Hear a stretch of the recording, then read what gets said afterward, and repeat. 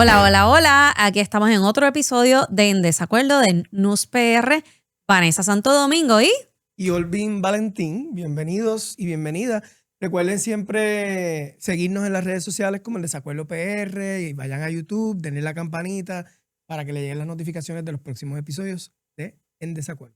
Igual de importante, sigan nuestra plataforma principal que es NUS PR, que es una nueva plataforma de periódico digital en el cual vas a poder recibir las noticias actualizadas, pero sobre todo bien resumidas. En vez de tener que estar leyendo 5 minutos una noticia, te la resumen para que la puedas leer en 2 minutos y te mantengas al día de qué es lo que está pasando. Bueno, y oye, ¿cómo pasaste el huracán este que pasó por Puerto Rico? ¿Qué huracán? El huracán, porque era un huracán. Bueno, era un huracán, pero en donde yo vivo, llovió, pero no fue tantísimo. Tronó bastante, fíjate. Sí. Tronó bastante, las perras estaban como unas loquitas de vez en cuando, pero fuera de eso no pasó nada más. Sí, llovió mucho, pero tal como anticipamos en nuestro último episodio, definitivamente pues se fue la luz en muchos lugares. Ok, vamos a sacar en por ciento. O sea, ni un 1% de la población en Puerto Rico se quedó sin energía eléctrica, que eso puede ocurrir en cualquier día ordinario. Y lo importante fue que hubo una pronta respuesta y una buena comunicación. Yo creo que más allá de criticar a Luma de asuntos que tienen que trabajar, definitivamente hay mucho margen para mejorar. La comunicación, yo siento que en los últimos meses ha mejorado sustancialmente al punto de que están disponibles a través de diferentes plataformas o de redes sociales y a través de los medios de comunicación. Eso sí, yo lo he visto el cambio. Bueno, debe ser por la presión. Ya sienten que todo el mundo está pidiendo la cabeza de Luma, ya se ve como una realidad o una potencial cancelación del contrato, pues imagino que deben estar apretando tuercas por ahí, viendo cómo pueden. Es que definitivamente cuando tú estás dando un servicio esencial que pues, es prioritario para la gente, la población lo que necesita es la información al momento. No es que pase un día y 2 días y esperar qué es lo que va a pasar con tu servicio de energía eléctrica. Lo que necesitan es que les diga, mira, la cosa está bien mala, te vas a quedar sin energía eléctrica tantos días. Lo que necesitan es que tú le actualices la información y que se vea el progreso.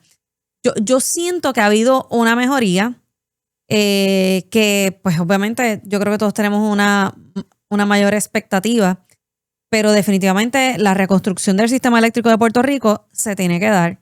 Y esto tiene que ver también con los fondos federales que se tienen que asignar.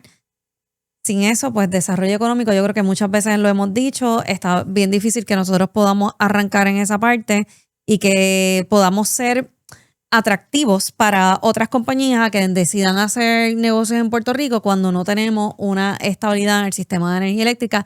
Yo tengo fe que en los próximos años sí lo vamos a lograr, pero esto depende, obviamente, de que se terminen presentando los diferentes proyectos y que se aprueben.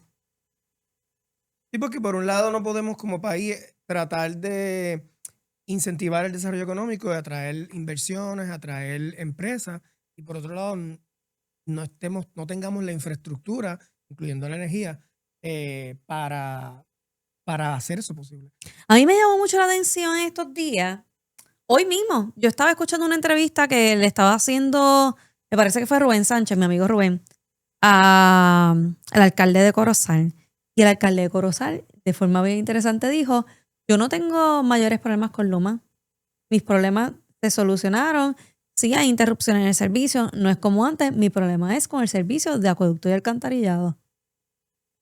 Para que tú veas cómo cambia la noticia. Prioridades Pero es una prioridad pero igual son dos servicios. Mira, hoy en día, ¿cuál es la expectativa de cualquier empresa que viene a hacer negocios en Puerto Rico? Tener servicio de energía eléctrica, tener servicio de acueductos y alcantarillado, tener servicios de telefonía e internet para poder comunicarse con el resto del mundo. Si tú no tienes esos 3 servicios críticos, ¿cómo tú vas a hacer negocios? Y, ¿verdad? Y sin mencionar otras áreas que, más allá de la infraestructura, de lo que tiene que ver con, qué sé yo, los procesos de los permisos, los procesos de hacer negocios, la infraestructura de carreteras, particularmente cuando unas empresas como por ejemplo Amazon, que va a estar bregando con la distribución también. El acceso aéreo a otros mercados, pero particularmente eso que tú mencionas es como que es esencial. Sin eso, ese es el fundamento. Sin eso, olvídate que no pueden hacer ningún tipo de negocio. Puerto Rico tiene un gran potencial, pero tenemos que maximizarlo, tenemos que comunicarlo y tenemos que hacerlo disponible. Yo creo que en el Caribe, y a lo mejor me equivoco, tú me puedes decir, porque yo sé que tú también viajas bastante. En el Caribe, la mejor infraestructura que tenemos, la tenemos en Puerto Rico. Esa ha sido mi experiencia de todas las islas del Caribe que yo he visitado y algunos países de Latinoamérica. Lo que tenemos que hacerla disponible y maximizarla. Y yo creo que eso nos puede hacer abrir las puertas a poder exportar mayores servicios y poder crear mejores empleos. Sí, yo creo que tenemos una buena infraestructura que es Y el cuestión. capital humano, sin decirlo, porque aquí todo el mundo está preparado de una manera u otra. El que menos pues tiene su bachillerato o tiene su certificación vocacional o es perito en diferentes temas. Yo creo que el recurso humano de nuestra isla nos posiciona mejor que otras jurisdicciones. Sí, y obviamente pues también siendo parte tú sabes, del sistema legal de los Estados Unidos, que para muchas empresas pues eso también es una tranquilidad, es un proceso mucho más fácil y no hay que lidiar con cosas pues reglamentarias y legales de otras jurisdicciones, porque por ejemplo muchas compañías que hacían el outsourcing de los call centers y en un momento Exacto. dado se iban para República Dominicana o por otros lugares, pero entonces hay que lidiar con las leyes de ese país, con Y es una problema de cultura totalmente comunicación, diferente. porque a veces hablamos con gente que, aunque habla español, habla un idioma bien distinto al nuestro, y tú decías, ¿qué me está tratando de decir esta persona? Y tú te estás tratando de explicarle tu problema y la persona no lo puede entender. Sí. Así que pues en Puerto Rico se está dando ese fenómeno también con esto de la exportación de servicios y todo, pues los call centers, ese tipo de cosas. Puerto Rico tiene ese potencial y que es un mercado, la empleomanía también es mayormente bilingüe, que también tiene ese ejercicio. Así que nada, en Puerto Rico tenemos todos los elementos para ser mucho más exitosos. O sea, que en estos días yo estaba en México y participando de unos foros y la gente me sigue preguntando si en Puerto Rico la gente habla inglés. Personas de Latinoamérica piensan que en Puerto Rico hablamos inglés, que no hablamos español. Y yo le digo, hablamos Spanglish.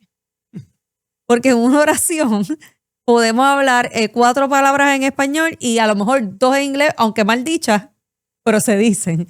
Pero yo creo que mucha gente sí piensa que el puertorriqueño ordinario es completamente bilingüe o que habla inglés. No es correcto, hablamos español. Que sí que hay gente que puede hablar inglés, es distinto. Yo hablo inglés con un acento pero increíble y a mí no me importa, a mí no me da vergüenza porque yo soy puertorriqueña y no tengo que tratar de asimilarme en esa parte. Así que si usted intenta hablar inglés con un acento bien marcado, pues sabe que por lo menos usted puede hablar 2 idiomas a diferencia de otra gente. Siéntase sumamente orgulloso. Que eso también, mira, es como contradictorio con estos casos que a veces uno ve en Estados Unidos pues de discrimen a los latinos y particularmente a los puertorriqueños.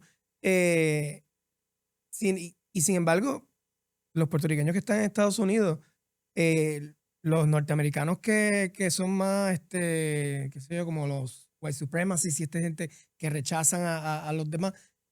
Y al final del día, estos latinos o estos puertorriqueños que están en Estados Unidos hablan 2 idiomas, ¿sabes? Es una ventaja. Ellos les molesta que hablen español, que estén hablando español en sus casas o por donde estén, pero tienen la capacidad de hablar en 2 idiomas, cuando estas personas que los critican solamente hablan inglés. Y hablarlo a la vez es algo increíble.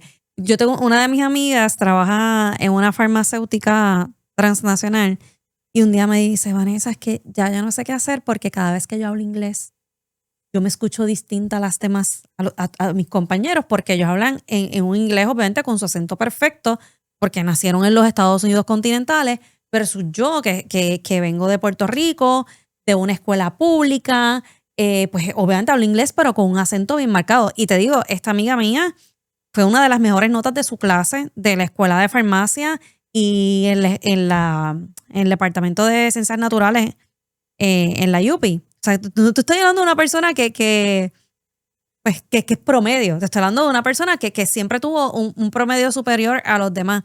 Y ella se sentía bochornada de su acento. Y yo me acuerdo que ese día yo la sentí y le dije, no vuelvas a decir eso. Yo te aseguro a ti que de ese equipo de trabajo que tú tienes, de esas 10 personas que están allí, la única que puede hablar 2 idiomas eres tú, los demás solamente hablan uno. Así que tú tienes una ventaja sobre todos ellos. Y yo creo que en la medida que nosotros podamos entrar en ese mercado competitivo que estamos viendo y que se está tratando de trabajar a nivel del departamento de Wesleyan, que nuestra gente pueda ser bilingüe, eso va obviamente a darle mejores oportunidades a nuestra gente. Y por eso ahorita estaba hablando lo de capital humano. Pueden hablar ambos idiomas y obviamente hay gente bien preparada a la que nosotros tenemos en esta isla y tenemos mucho que ofrecer. Hablando de capital humano, podemos empezar con los temas porque ese llega ahí perfecto. Y por eso trajiste el punto del capital humano. Vamos a hablar de la Universidad de Puerto Rico. Hay un par de cositas pasando recientemente. Es que el capital humano es nuestro principal activo. Yo podría decir eso. Definitivamente. Y hay por ahí varios asuntos pasando con la Universidad de Puerto Rico. Esta es la ley de admisión. Esto está chévere. Esto es una nueva ley que se creó para que se admitiera automáticamente a ciertos estudiantes de escuela superior. Móvete un poquito porque estás al ladito de Tommy. Ahí. Y yo siguiendo las instrucciones, ¿qué pasa? Y un poquito más allá y estás con la gobernadora y con Tommy.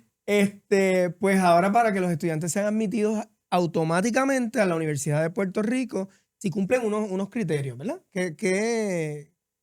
Tú que fuiste la que trajiste el tema, cuéntanos un poquito de la noticia. Pues mira, yo creo que tenemos que dar un poquito para atrás porque en estos días salió una noticia que supuestamente la mayor parte del estudiantado de la Universidad de Puerto Rico provenían de escuelas privadas en lugar de escuelas públicas y que era la primera vez que esto estaba ocurriendo. Según mi mejor recuerdo, cuando yo entré en el 97, y no me tilden de vieja, en el 97, a la UPR, Frankie, te estoy viendo. Te estoy viendo, hiciste la seña. Cuando yo entré en el 97, para mí, que la mayor parte de los estudiantes que estaban conmigo, y tú sabes que ese primer año en la UPI y tú estás en la Escuela de Estudios Generales, eso no es escuela, eso se llama la Facultad de Estudios Generales. La mayor parte que estábamos allí, que como que te agrupan y casi todas las clases las coges con la misma gente, provenían de colegios privados, eran bien pocos los que venían de escuela pública. Así que no sé, hay que ver esas estadísticas comparándolas hace 10, 20 años atrás para ver cómo eso ha estado cambiando.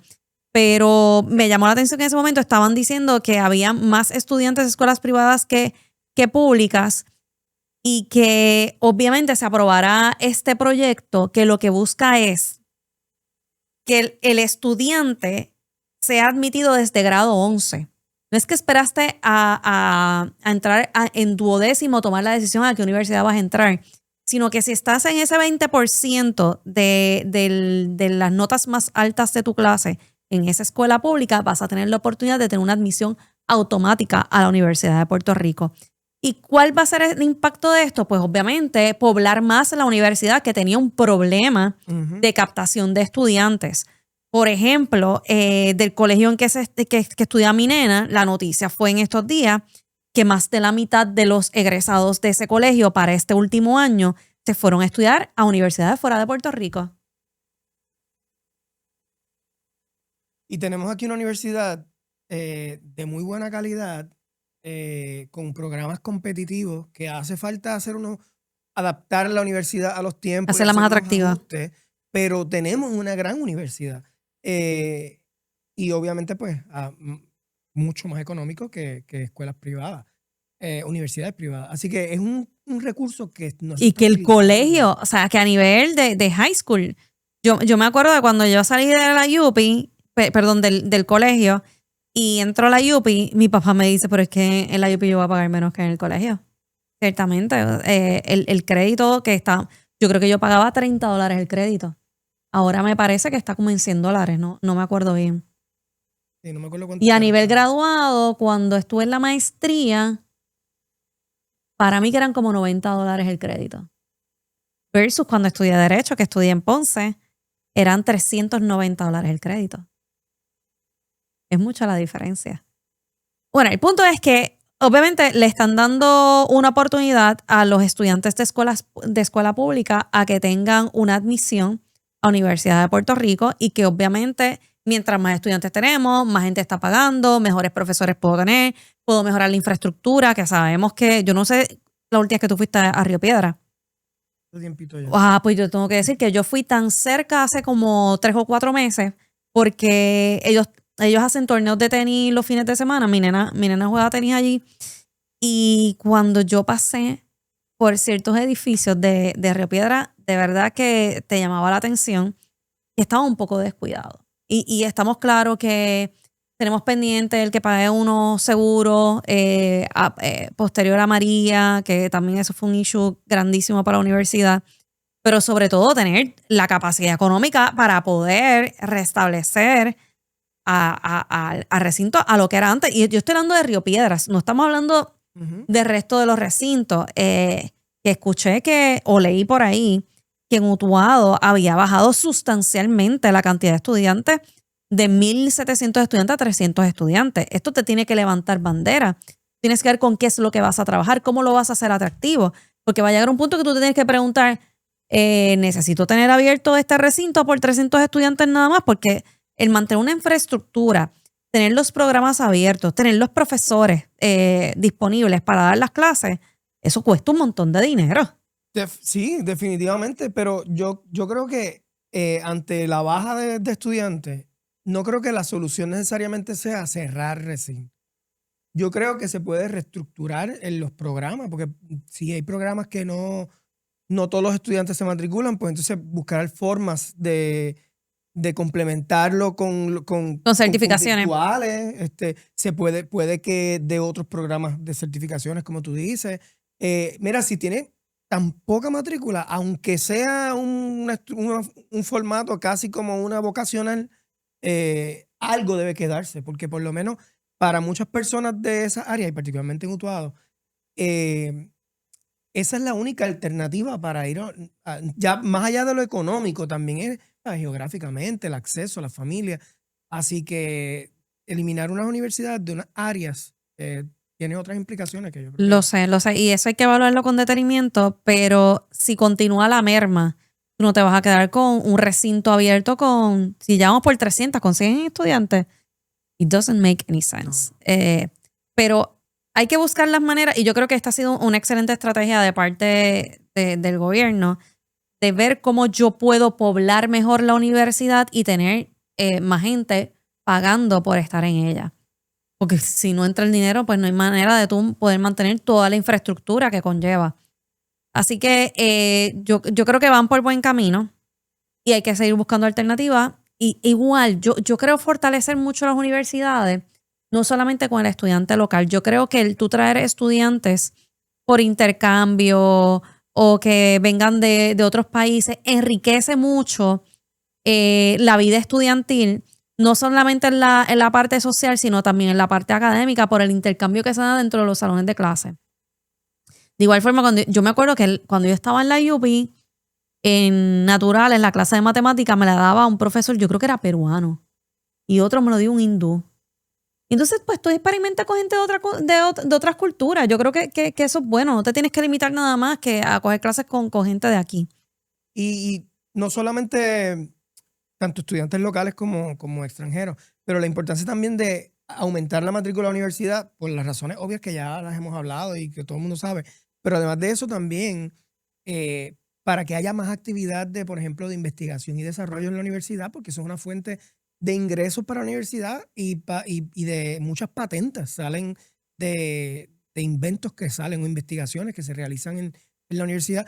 Mira, muchos estudiantes de ingeniería de Mayagüez los vienen a buscar de la NASA, de compañías en la área de la ciencia. Hay el potencial, por eso es que necesitamos que más estudiantes participen, vayan y que la universidad se fortalezca. Mira, estos días estuve compartiendo con una familia de jóvenes. Yo creo que esta pareja probablemente no tienen más de 35 años. Este joven, mientras estaba cursando su bachillerato en el RUM, vino a esta compañía, le hizo una propuesta, él se graduó, cogió su reválida, creo que es de agrimensor, lo reclutaron y ya 10 años después él está montando su compañía en Virginia. sea, es un case of study de éxito.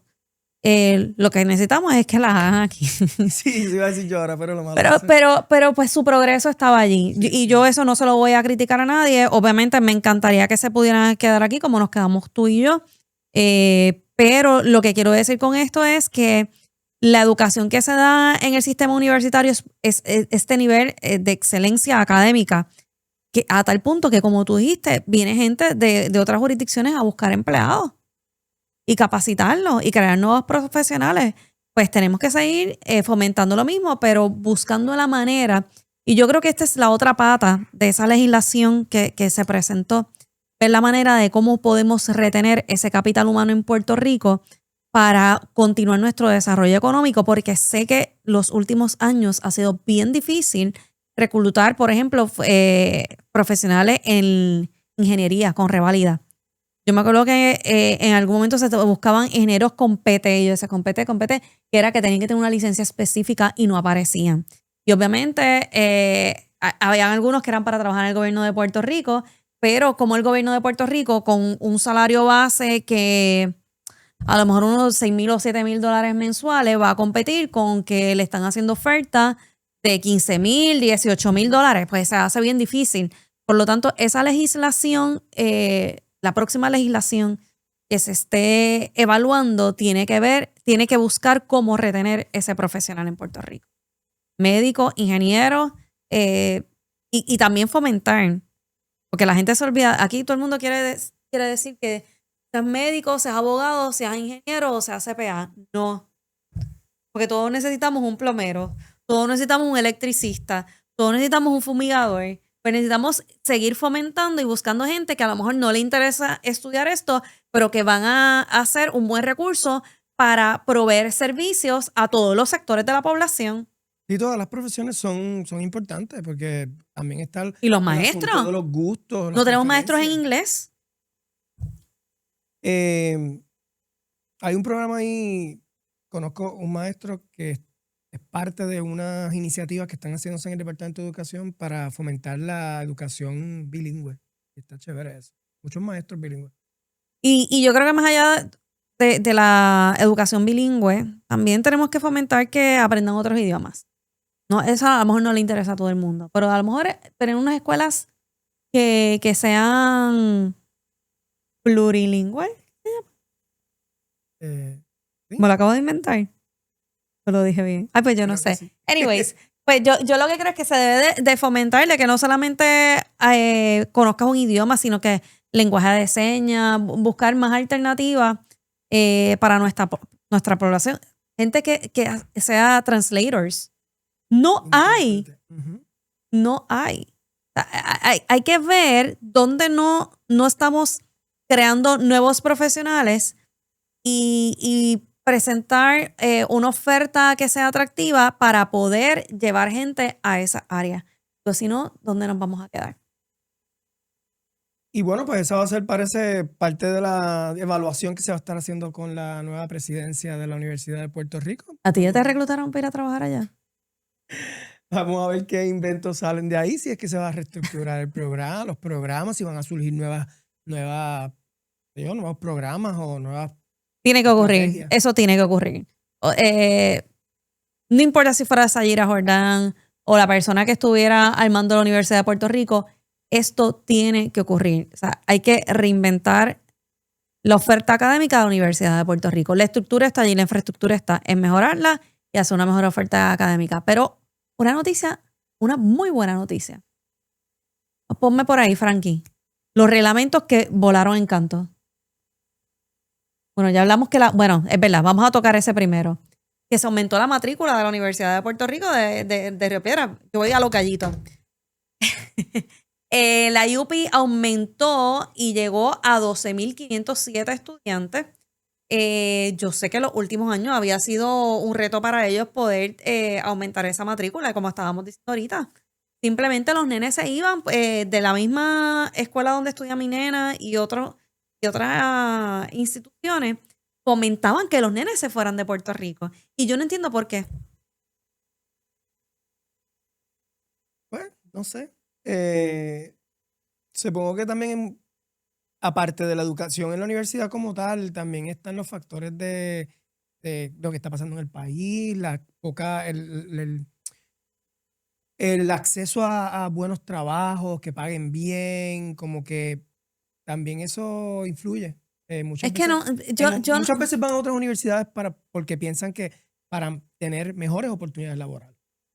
eso piensan, pero es que yo he hablado de esto con varias amistades de diferentes profesiones y me dicen lo mismo.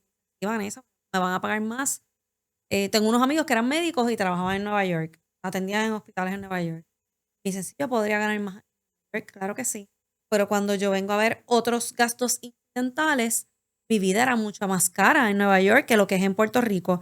Número uno, el housing, la vivienda, me salía 3 veces más cara y era un espacio mucho más reducido. Segundo, no estaba rodeada de mi familia que me apoyara en el cuidado de mis hijos. Las conveniencias de buscar un colegio accesible a donde vivimos, pues son diferentes factores que evalúan, que no es solamente me voy a ganar 2, 3 mil, 5 mil dólares más, sino que en el costo de vida podía ser más alto, aunque sabemos que en Puerto Rico el costo de vida es bajo. Pero cuando vienen a evaluar no solamente la parte económica, sino la parte familiar, social y cultural, pues terminaban quedándose aquí. Así que no sé, no, yo no sé si es que no se le dan todos los elementos a estos estudiantes a la hora de considerar de irse fuera de Puerto Rico. Yo pensaría que hacer el bachillerato en Puerto Rico debe seguir siendo una muy buena opción porque te sale mucho más económico pagar 4 años en cualquiera de los recintos de la universidad y que la maestría o el doctorado lo puedes hacer en otra universidad fuera de Puerto Rico y como que tienes la experiencia completa. Pero no es lo mismo tú estudiar 4 años continuos, por ejemplo, en la Universidad de Miami, lo que te puede terminar costando versus hacer una maestría de 1 o 2 años. Y eso también es parte de esa modernización que le hace falta a la universidad también, cómo se mercadea ante los estudiantes, cómo le vende, los beneficios y el valor de estudiar en esa institución, porque sabes que muchas universidades de afuera se promocionan por los estudiantes aquí y cuando tú estás en cuarto año, ya tú estás, antes, desde 11, tú estás viendo ya montones de universidades y ahora pues con las redes sociales y todo, los algoritmos te mandan la información directamente, pues la universidad también tiene que ponerse agresiva en esa área. Mira, y yo he visto también que la oferta académica se ha puesto bien agresiva en términos de becar estudiantes por deporte. Entonces tú ves estas universidades que vienen a reclutar estudiantes en Puerto Rico y se los llevan a jugar voleibol, se los llevan a jugar tenis, se los llevan a jugar baloncesto. E incluso hay algunos que se van sin haber terminado high school para terminar en un colegio privado fuera de Puerto Rico. Porque el estudiante dice, bueno, pues voy a tener esa oportunidad que voy a estar en tal estado y de ahí me muevo a dar una universidad. Y obviamente, pues, no sé si la oferta académica en Puerto Rico, en términos académicos plus deportivos, es igual de atractiva. Eso también lo tienen que pensar. Y no solamente está pasando a nivel universitario, eso está ocurriendo a nivel de los colegios privados. Del colegio donde estudia mi nena, hay varias estudiantes que se han ido a otros colegios privados porque le están dando las becas. Así que la competitividad que está en estas esferas pues es bastante intensa. Sí. Y ahí se necesitan chavitos. Eso es un presupuesto grande. Es un presupuesto grande. Victoria, que siga jugando tenis. A ver si la becan. Mire, y lo que ahorita iba a decir que había una noticia bien positiva que salió ahorita en NewsPR, ponte por ahí, la de los reglamentos que eliminaron. 251 reglamentos obsoletos como parte de la iniciativa IDEA. Para mí esto es una buena noticia. Sí, los reglamentos necesitan reformarse un montón. Bueno, todas las agencias tienen que revisarlo. Creo que son 4,000 y pico de reglamentos registrados en el gobierno. Muchos de ellos son obsoletos. Hay reglamentos que datan de un montón de años atrás, que no han sido revisados en más de 5 años y que atienden temas que no son relevantes ya en el Puerto Rico de hoy. Así que es bueno que se esté revisando todos esos reglamentos, que se ajusten cosas. Mira, cosas sencillas como, digo, y no sé cuáles específicamente son los que ya se empezaron a revisar. Pero, por ejemplo, yo estoy seguro que todo el mundo ha vivido algo parecido. A veces uno va a hacer una gestión en el gobierno, vamos a poner en Hacienda o en la oficina que sea, y no te dan más problemas porque no marcaste una cajita en el papel o no traíste un documento que te pidieron que no tiene sentido. A veces yo me pregunto, yo que tengo que hacer tantas gestiones en oficinas de gobierno, yo ¿Y cómo te tratan? Ay, ¿cómo? Iba a decir horrible. Bueno, pero no es que joda. no es que pero espérate, es que reaccioné de inmediato porque no es que Sí, me fue bien traten espontáneo, horrible. fue Lo que quiero espontáneo. decir es que la experiencia de hacer gestiones ante las De agencias verdad. es horrible. Pero ¿por qué tú tienes que ir a hacer tantas gestiones? Yo todo lo hago online. Muchas cosas son online, pero es que yo trabajo con muchas organizaciones sin fines de lucro y necesitan un montón de papeleo para las propuestas o por los proyectos que hacen, y hay cosas que se pueden hacer online, pero siempre hay una que otra cosa que no está online. Y hay que ir a Hacienda para que Hacienda, ¿cómo era el slogan? Hacienda Para servirle. es un pain. Pues fíjate, yo pienso que ha mejorado mucho. A mí Suri me resuelve la vida. Mira, un ejemplo que me acordé. Por ejemplo, yo estaba adelante un montón del papeleo. Yo pues, salí de esto, yo creo que no voy a tener que ir a hacer una gestión en la oficina. Pero había 2 gestiones que no pude hacer online y una de ellas fue con el fondo, la Corporación del Fondo del Seguro del Estado, una certificación que no está online si no tienes póliza, y muchas de estas organizaciones pues no tienen póliza y necesitan una Pero no certificación tienen empleado. negativa. Había que ir allí.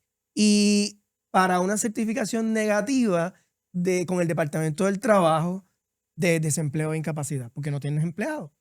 Pues, pero es que eso está. No, online no.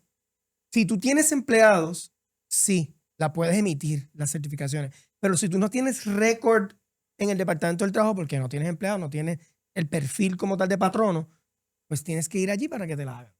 Ok. Cada 6 meses. Así que esas cositas, pero Suri ha resuelto un montón. Muchas cosas, muchas gestiones se pueden hacer online. Pero, Y la colecturía digital. El otro día yo tenía que comprar unos aranceles y en lugar de ir a la colecturía, aranceles para escrituras. Y en lugar de ir a la colecturía, pues simplemente bajé la aplicación, ahí mismo las pagué. No es tan friendly la aplicación de colecturía virtual, pero yo creo que en la medida que la vayan mejorando va a facilitar el proceso. Pero definitivamente lo pude hacer desde mi oficina, ahí mismo imprimí y lo pegué en la escritura. Se acabó. ¿Qué mejor que eso? Sí, eso es, cuando las cosas son así ágiles, una diferencia. Pero bueno, todavía hay cositas que hay que mejorar. Pero volviendo a los reglamentos, pues a veces tú tienes que se te complican las cosas por algo que está en un reglamento que a veces los mismos empleados pues no saben por qué, pero está ahí. ¿Sabes? No tiene sentido, estamos de acuerdo, el empleado y yo, pero lamentablemente pues el papel dice que hay que traer X cosas que nadie entiende por qué, pero pues... Bueno, yo no voy a decir cuál es la agencia, pero hay un reglamento que hace referencia a esta agencia en el cual se establece cuáles van a ser, cómo va a ser la relación entre un cliente y estos tipos de compañías. Y aunque tú no lo creas, sigue hablando del nombre de la agencia, el nombre de que la agencia tenía hace 5 años atrás y no lo han actualizado. Cuando la agencia ya no se llama ni de esa forma, entonces yo entiendo que eso hasta incluso te puede traer problemas al momento de tú presentar, en mi caso, que tengo que presentar una súplica al tribunal a decirle que me resuelva este caso conforme a reglamento tal. Y cuando tú vas a reglamento tal, lo que te habla es de una agencia que no existe. Pero todavía no han enmendado el reglamento para que se atempere a la nueva realidad de la agencia. Y esas cosas son las que obviamente pues se están trabajando y yo creo que pueden rendir un buen fruto.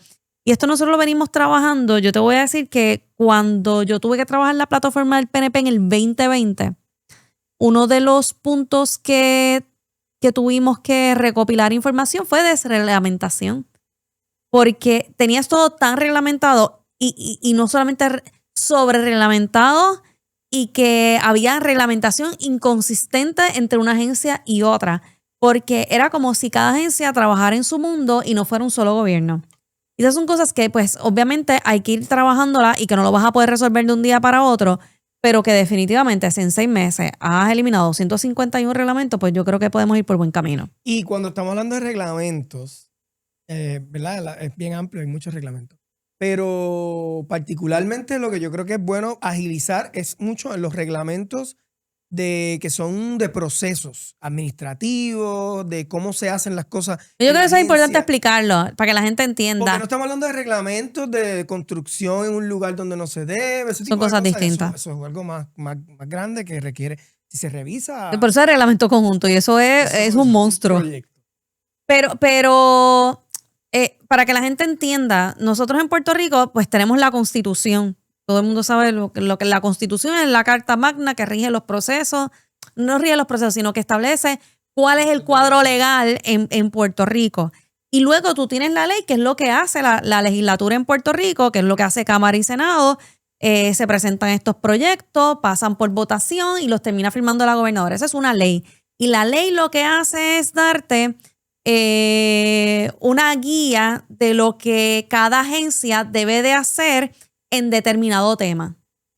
Por dar un ejemplo. Y entonces si tú luego necesitas ir un poco más a la parte específica de qué debe de ocurrir, pues para eso tú tienes el reglamento. Y por ejemplo, pues el DACO pues tiene su reglamento de cómo funciona internamente y cómo va a tratar, por ejemplo, las quejas por malas construcciones, las quejas de los condómines. Hay reglamentos y manuales para cada cosa.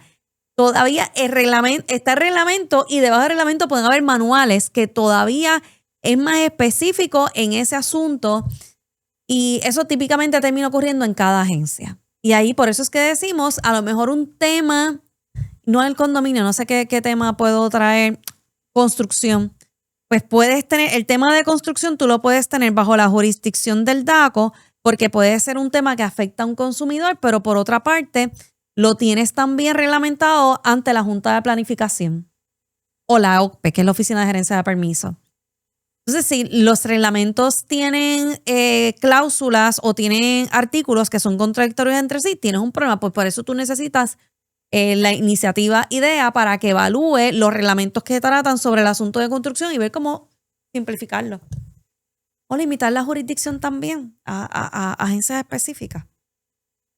Y si va a haber relación entre reglamentos, porque abordan un punto, como tú dijiste, que toca tanto a DACO como a otra agencia, pues que tiene que haber un proceso de que cualquier cambio que vaya a haber se consulte a la otra. No es que se consulte, pero tiene que haber comunicación. Mira, por ejemplo, en la aviación, que es una industria bien regulada y bien técnica, los manuales, hay profesionales que son technical publications, son dedicados a eso, lo que tiene que ver con los manuales, con todos esos procesos que se radican a las agencias reguladoras. Los mismos manuales, los mismos manuales de operación te establecen unas situaciones que son como unos triggers. Si hay un cambio, esto provoca que tengo que hacer estas otras gestiones. Es como una cadena de sucesos que el tú hacer algún cambio en un reglamento automáticamente te provoca que tú pases por una serie de etapas, hasta notificaciones a agencias, hasta notificaciones a tus partners Y que todo el mundo levanta bandera si tiene que levantar bandera. Precisamente para que no haya algún cambio en un reglamento que a lo mejor tú no lo sabías y eso te impactaba a ti y luego pase un accidente o una situación porque no se pusieron de acuerdo unas piezas que se quedaron sueltas en la reglamentación. Pues eso, en Puerto Rico, por ejemplo, si algo del DACO cambia un proceso o una regla, pero si no se le comunica a las demás agencias que también intervienen con ese asunto, pues al final del día los que salimos chavos somos nosotros, los que recibimos los servicios. Así que es importante, los reglamentos son bien importantes porque, como dice Vanessa, la ley es bien amplia a lo que hace la agencia, pero el reglamento es el que dice el día a día y el cómo se van a hacer las cosas para que se cumpla la ley. Así que los reglamentos son muy, muy importantes. Pero no solamente se está trabajando desreglamentación, sino deslegislación. Y ahí en la Cámara se creó una comisión especial que la preside Ángel Morey, el representante de mi distrito, que tiene el propósito de revisar los lepras. Cuando decimos las lepras, son las leyes de Puerto Rico anotadas. Y con el propósito de que si tenemos legislación que nos aplica, que nos están aplicando, y digo entre comillas porque a lo mejor ni tan siquiera puedes aplicarla porque no se ajusta a la realidad que estamos viviendo, pues entonces vamos a derogarla. Y yo creo que un día esto podemos traer a Morey para que nos hablen de ese proyecto, porque a mí me parece bien interesante en que se esté tomando esta iniciativa en el cual, por ejemplo, ahorita está hablando contigo y yo no me acuerdo si era el Código Civil o la ley hipotecaria que hablaba de los mojones. Y era que anteriormente, en los años 1930, en vez de usted ir al registro de la propiedad y ahí usted tener inscrita su hipoteca, o sea, en la deuda que usted tiene con el banco, pues simplemente se ponían como unas piedras bien grandes frente a su casa. Y mientras más piedras habían, pues más mojones eran, porque eran más gravámenes que existían sobre esa casa. Y todavía nosotros estábamos manejando ese tipo de lenguaje cuando eso ya ni existe. Y hablamos de pagares hipotecarios. Y por eso es que tenemos que ir revisando toda esta legislación que se han aprobado y que no solamente lo que se ha aprobado, sino lo que nuestros legisladores estén presentando, que sean legislación conducente a algo propio, no sé, efectivo. Allá ellos con su proceso legislativo. Pero que sea como tú dices, que sea productivo. Que sea productivo. Entonces, el otro tema que teníamos para hoy? El superproyecto que presentó el Partido Independentista. Le mandó caliente. La gobernadora le mandó caliente. Mándale caliente. En realidad no es nada fuera de lo normal. ¿Cómo que no es nada fuera de lo normal? Que ahora los independentistas quieren que el sistema de energía eléctrica nuevamente vuelva al gobierno de Puerto Rico. O sea, es que yo escuché esta mañana a Jaramillo y de verdad a mí me voló la cabeza. Él le estaba diciendo, me parece que fue a Normando. No nos concentremos, vamos a concentrarnos en el pasado. Y el pasado lo que nos lleva es que la privatización del sistema de energía eléctrica y la generación no funcionó. Y a mí me voy a decirle, ¿en qué mundo este tipo vive que no se dio cuenta que tampoco la autonomía eléctrica a manos del gobierno funcionó? Pero yo no creo que el problema sea el que esté en manos del gobierno. Yo creo que es cómo se administró. Porque podría estar en manos del gobierno de otra forma, más efectiva. Yo pienso que no. ¿Sabes? El problema no fue el que fuera una entidad pública, es que la administraron mal durante décadas. ¿Y qué te dice que la van a administrar bien ahora? Está bien, pero lo que te estoy diciendo es que no, el hecho de que sea en manos del gobierno no es lo malo, es la forma como la administraron. Mira, para mí que... Y en cuanto a esta propuesta, básicamente, eso estaba en el plan de gobierno del PIB y ellos presentaron legislación consona a eso. Yo cogería esa legislación y la votaría el zafacón.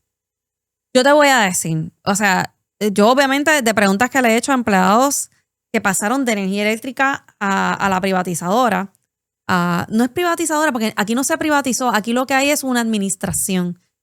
El sistema energético sigue estando en manos del gobierno de Puerto Rico, pero lo administra unas compañías privadas. Eso es todo.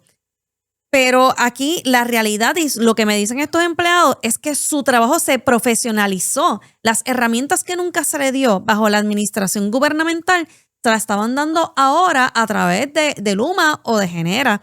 Herramientas tan tontas como una tableta, algo tan tonto como una tableta para tú poder salir al field y hacer un trabajo, eso no existía. Pero esa profesionalización se puede hacer desde el sector público también. Porque el problema no es que, o sea, por el hecho de ser una empresa privada es que se dan toda esta profesionalización, pero entonces, ¿por qué el gobierno no lo puede hacer también? De hecho, el gobierno debería profesionalizar. Pero es que sería experimentar a lo mismo y ya sabemos que es algo que no funcionó. Porque el gobierno provocó que no funcionara. Porque esa es la cosa. Porque si no, imagínate, tendríamos que privatizar todo en el gobierno. Pero no es privatizarlo todo, pero son servicios esenciales que estamos dando y que definitivamente, a pesar de ser un monopolio, la autonomía eléctrica era un monopolio y quebró. Y quebró. ¿Cómo tú quiebras un monopolio que da servicio que todo el mundo en una jurisdicción tiene que utilizar? Pero mira, yo creo que tenemos que dejar de hablar de la Autoridad de Energía Eléctrica como si fuera algo aparte del gobierno. El gobierno quebró la Autoridad de Energía Eléctrica. Y las uniones Con obreras. sus acciones. Pero con no sus le echen la culpa al políticas. gobierno, O sea, porque pero las es que- uniones tampoco fueron. O sea, el Día del Astronauta, por favor, ¿qué tiene que hacer un conductor de una guagua pública celebrando el Día del Astronauta? O sea, es que está cañón. Pero- Son cosas que uno dice, me tiene que volar la cabeza. Está bien, ¿Cómo yo pero- me atrevo a negociar algo así en un convenio colectivo? Está bien, perfecto, pero el punto es que la quiebra de la Autoridad de Energía Eléctrica es colectiva, es de país, y del gobierno, porque los gobernantes son también los que nombran las personas que están ahí, la gran politización que había en la autoridad, de empleados que a veces ni estaban. O sea, todos son acciones públicas. Pero yo pienso que el problema con la privatización es... porque yo sí sé que trae unos beneficios y unas cosas que el gobierno no está haciendo. Pero el problema es que al tú llevarlo a manos de una entidad privada, las corporaciones tienen el deber, por ley obligatorio, de velar por los intereses de sus accionistas. Si tú eres una corporación, tú tienes el CEO de una corporación, tiene un deber legal de hacer que las acciones el dinero de los accionistas aumente. Si se pone a hacer muchas cosas buenas, a donar mucho dinero, Bueno, pero es que... lo puedes hasta demandar. Pero mira... Así que nunca va a ser el beneficio el país. A mí cuando no hay se me intereses olvida privados. cada vez que decían que la autonomía eléctrica es patrimonio nacional. Es que de verdad a uno le tiene que hervir la sangre. ¿Qué tiene que ver con el patrimonio nacional? Las fuentes fluviales que tienen allí, la termoeléctrica que tienen allí en Cataño. Eso no es patrimonio nacional. Eso es una infraestructura que está instalada para darnos un servicio para que a ti te llegue el sistema de energía eléctrica a tu casa. No es patrimonio nacional. Pero, o sea, es que se iban en estos viajes que tú no podías entender, y cuando al final del día lo que la gente... Esto es sencillo. Quiero que me llegue la luz a mi casa y que me llegue de forma económica. Y soy un comercio, quiero tener estabilidad en el sistema de energía o el sistema de servicio de energía eléctrica para poder darle servicios a la gente. No, la gente no quiere más nada. La gente no quiere más nada. Yo pienso que regresar al modelo de gobierno y de empresa pública, patrimonio nacional, es un error. Vamos a quedar en el mismo sitio. Yo creo que no debería estar en manos de empresas privadas. Puede ser en manos del gobierno. Yo creo que el gobierno puede, si con los procesos correctos, con un gobierno ágil, con visión, podría administrarlo. Pero dejando a un lado que lo administre directamente el gobierno, tendría que ser otros modelos en el cual se garantice que el beneficio vaya para la gente, como cooperativas, como las B Corps, las corporaciones benéficas. Pero esas cooperativas, ¿en manos de quién va a estar? ¿De las uniones obreras? De lo que sea de la gente, del No, país. pero es que sea. la unión obrera es no parte son- del problema. Pero las uniones no son el único componente de todas estas agencias. Yo pienso que seguimos experimentando y No no... podemos desligar. Está bien, tú dices las uniones obreras, pero las uniones obreras son solamente un elemento. Pero, ¿y dónde está la gerencia? ¿Dónde está el gobierno? Las decisiones que se tomaron, que llevaron a estas decisiones. Es que yo resultado. pienso que los efectos positivos sobre una nueva administración como la que tenemos ahora, que es una administración privada, tú no lo vas a ver en 2, 3, 4, 5 años. Yo creo que es un efecto que lo vamos a ver a largo plazo. Y en la medida en que la gente, porque es que nos estamos acostumbrando por el modo de vida que llevamos, que tenemos el que todo lo tenemos al momento a través del teléfono y satisfacemos una necesidad al momento, queremos lo mismo con el sistema energético y no va a ocurrir. Y en la medida en que sigamos experimentando y no demos una solución permanente a mediano y a largo plazo, no vamos a resolver el problema. No vamos a resolver el problema. Yo creo que esperamos unos resultados distintos en poco tiempo y la complejidad de nuestro sistema no es la misma que en el resto de los estados. Y lamentablemente tenemos que decirlo, el sistema como está diseñado y lo que tenemos está viejo.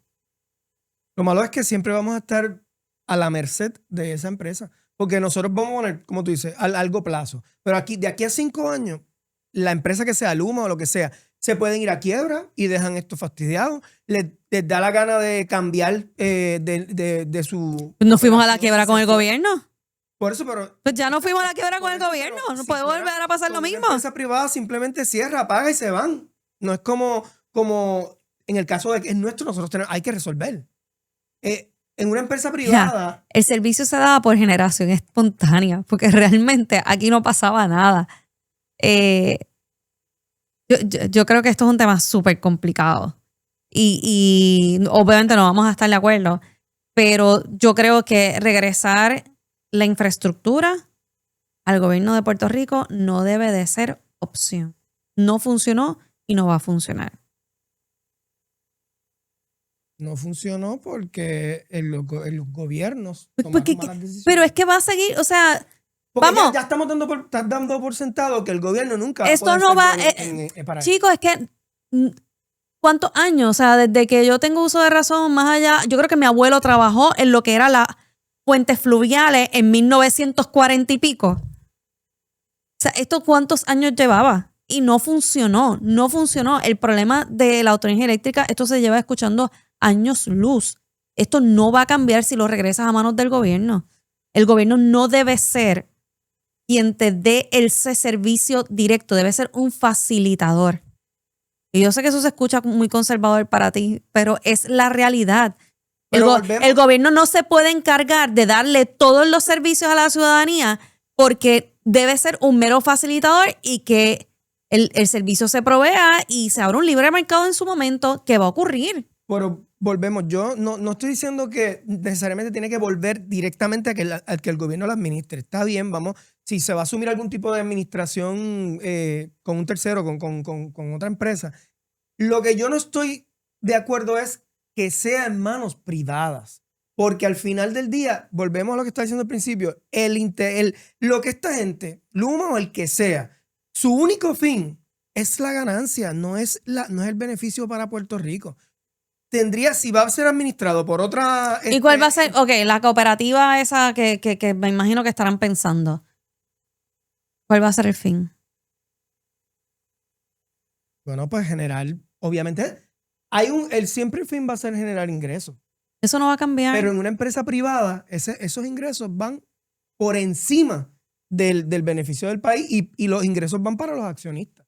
Pero cuando pasan cosas y hay que tomar decisiones, las decisiones siempre se van a inclinar a la balanza de los intereses económicos. No de que si la gente de Puerto Rico, que si hay que bajar la luz. Ese ejemplo, perfecto. Si hay la posibilidad de bajar la luz, pero eso afecta a las ganancias. Porque eso ya tú lo tienes controlado a través del comisionado de energía. Que cualquier cambio que tú tengas en la tarifa de la energía eléctrica tiene que ser sometido ante su consideración para aprobarlo o rechazarlo. Así que esa parte ya está cubierta. Yo realmente, yo seguiría tratando con un proyecto a largo plazo sobre un servicio privatizado, no es privatizado, de APP, sigue siendo un activo del gobierno de Puerto Rico, pero manejado por una entidad privada. Yo creo que esa debe ser la mejor opción. ¿Me vas a contestar la próxima pregunta? ¿Cuál es la próxima pregunta? Frankie, contéstale la pregunta. ¿Va a contestar la pregunta? ¿Tú vas a contestar la pregunta? A usted no le voy a contestar preguntas. A ti no te voy a contestar. A usted no le voy a contestar ¿Sabes preguntas. qué? Esa es mi gobernadora. Esa es mi gobernadora. Punto. O sea, es que a veces, sorry, hay unos periodistas que yo tengo que reconocer su clase, su estilo, su profesionalismo, pero es que hay algunos que, o sea, como tú, yo escuché lo que venía de antemano con lo que venía este periodista y estaba cuestionando o poniendo en duda la credibilidad de la procuradora de las mujeres al decir, este documento que está circulando en redes, esto no es un documento oficial de nosotros, no es nuestro. Y el periodista tiene la desfachatez de hacer una premisa, pero cuestionando la credibilidad de la procuradora. Pues, ¿sabe qué? La gobernadora le contestó como es y de verdad me siento hasta orgullosa de que lo haya hecho, porque llega un punto que uno se cansa de que cuando uno está detrás del micrófono que le están haciendo las preguntas, que te hagan las preguntas con toda la intención de hacerte lucir, de llevar información incorrecta, la desinformación que estamos hablando el otro día. Y uno dice, ¿hasta qué punto? ¿Hasta qué punto? Porque es que esto es todos los días. Pues la gobernadora parece que la cogieron hoy de donde no era. Y se molestó y le dijo, y a usted no le voy a contestar más preguntas. Tiene todo su derecho. Sí, además, El medio que mande a alguien más. hace memes, se convierte en memes. No es en meme, es Bueno, que... mira, lo pusimos ahí, no memes, videitos de... Pero es que es una realidad, es una realidad y tú lo tienes que haber vivido como yo lo viví. A mí me hacían una pregunta, yo la contestaban y publicaban otra cosa. Eso está Sí, tan es cañón. cierto, y los medios tienen su agenda. A ver, los medios tienen una agenda. Cada cual tendrá lo suyo. Pero en realidad que uno se haga ponerse a pelear con la prensa, porque al final del día, la prensa es la que va a publicar. Pero ¿por qué me tengo que someter? No Porque te voy a decir algo. Yo me acuerdo una vez, yo cogí un cantazo. A mí el gobernador me llamó un día, Pedro Pierluisi me llamó y me dijo, ¿por qué tú dijiste eso? Porque tú sabes que esa no es la política pública de esta administración. Yo le dije, gobernador, es que eso no fue lo que yo dije. Yo contesté tal cosa, pero el periodista, con toda la intención, cortó la entrevista y puso lo que quería que se escuchara. Y tú decirle, si quieres, puedes escuchar a esta otra persona que estaba conmigo. O sea, hasta ese punto han puesto, yo no era secretaria de agencia, pero de una forma u otra, pues representaba una parte pues, representaba un partido y él presidía ese partido. Porque entonces me cuestiona a mí si yo había dicho la verdad. Yo dije la verdad que el periodista quiso cortar la entrevista. Yo eso no lo puedo controlar. Entonces, hay una frustración de parte del que es el jefe de agencia, el parte de la gobernadora, el legislador, que dice, pero eso no fue lo que yo dije. Eso está bien cañón. Sí. Y eso le resta credibilidad al medio, número uno, al medio que se presta para este tipo de editar la noticia. Y segundo, al periodista, porque no le van a dar la entrevista. Yo he tenido que, bueno, en el pasado, ¿verdad? Tuve que escribirle a un periodista como que, mira, porque el titular que pusieron cambiaba totalmente lo que habíamos hablado en la entrevista y mira, eso no fue lo que hablamos. Y después lo cambiaron. Y un medio grande. Sí, pero cuando sale el push, pero mucha gente, que es la primera impresión, claro, salió con la y mala mucha gente impresión. se quedó como que, Olvin, ¿cómo es posible que tú dijeras esto, que esto, que lo otro? Yo no dije eso. Es que el que no ha estado en estos zapatos no entiende lo difícil que es. Yo podía, de los días que más cansada yo salía era de los días que yo tenía que manejar prensa. Porque entonces tú puedes hacer una conferencia de prensa y tener todos los medios ese día allí. Ah, pero cuando terminaste la conferencia de prensa, ahora cada uno de los medios te quiere entrevistar. Entonces tú tienes que estar en la entrevista como si tú estuvieras con tu enemigo, viendo qué te va a preguntar y que tú vas a contestar, que después no tergiverses lo que tú terminaste diciendo. Y que tener a alguien de confianza al lado tuyo, escuchando qué fue lo que contestaste, para que después no digan que tú dijiste una cosa que no fue la que dijiste. Tú terminabas más drenado de las entrevistas después que de cualquier otro trabajo que tú podías hacer en un día. Y definitivamente, lo que demuestra ese video de la gobernadora, ese audio, es lo cansado que uno termina de que estén todo el tiempo tratando de minar la credibilidad de un funcionario de gobierno. Y te voy a decir algo. Yo no conozco personalmente a la procuradora de las mujeres. No la conozco personalmente. Pero hasta ahora lo que me ha demostrado es ser una persona íntegra, respetuosa y que no hay razón allá por la cual tú cuestionarle su credibilidad. Es una falta de respeto. Mira, pero voy a ¿verdad? Para también ver el otro lado de la moneda. No, nada con la procuradora. No tenía con la procuradora. Pero, por ejemplo, hay que cuestionar. Yo pienso que los periodistas tienen que preguntar porque si no fuera así, ¿qué pasó, por ejemplo, cuando Janet Parra se le preguntó y ella dijo que esa no era ella en la grabación que había y la gobernadora repitió en una conferencia de prensa? Dijo, ella acaba de decir que no es ella y no es ella. ¿Y qué pasó después? ¿Qué era? O sea, esa pregunta que un periodista cuestione la integridad o la veracidad de lo que dijo un jefe de agencia, pues se vio también recientemente con lo del rescate que vino alguien en la televisión y dijo, no, eso fue con inteligencia artificial. Y luego resultó que no fue inteligencia artificial, que en efectos los visuales eran reales. Así que los jefes de agencia también se equivocan. Así que los periodistas tienen que... Los jefes de agencia se pueden equivocar. Pero eso no fue lo que pasó aquí. Aquí la pregunta era dirigida a cuestionar la credibilidad de un statement, de un comunicado de prensa que había hecho la procuradora de un tema bien sensitivo y que lo que quieren hacer es hacer un evento sensacionalista de lo que está viviendo unas personas en Puerto Rico que se tiene que manejar de una manera distinta por el tema que es, que requiere una confidencialidad. Y entonces, ¿qué va a pasar? Pues todo lo que diga la procuradora de las mujeres, pues lo vamos a cuestionar. Y no es que no se cuestione, es atacar la credibilidad de la persona. Que pues ahí es que yo creo que hay que tirar la raya. Y yo tuve muchos más incidentes y yo creo que podemos hacer un programa de todos los incidentes que a lo mejor tú tuviste y que yo tuve. Pero aquí hay periodistas y fotoperiodistas que se tiran unas misiones. O sea, hubo uno que yo me acuerdo que me cuestionó de que como que nosotros, que yo iba al voto confinado con la intención de cambiar el voto de un confinado. O sea, y cuando allí habían observadores internacionales, había participación de diferentes partidos políticos que también estaban en primaria.